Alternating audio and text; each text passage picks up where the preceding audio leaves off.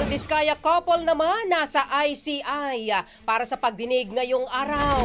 Brigada Jigo Custodio, ibrigada mo! Brigada Live Report.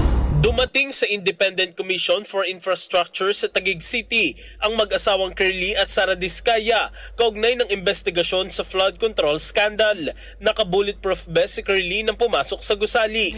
Ito ang unang pagkakataon na haharap ang mag-asawa sa komisyon para sa pagdinig. Kahapon, nagtungo rin sa ICI si Justice Secretary Boying Rimulya upang personal na isumite ang mga affidavit.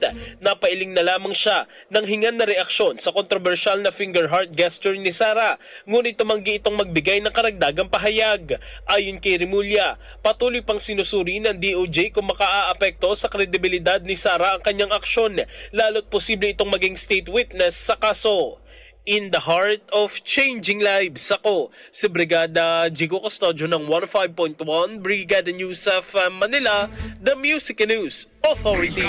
Ang bahaging ito ay hatid sa atin ng Drive Max Coffee. Ligayang tuloy-tuloy.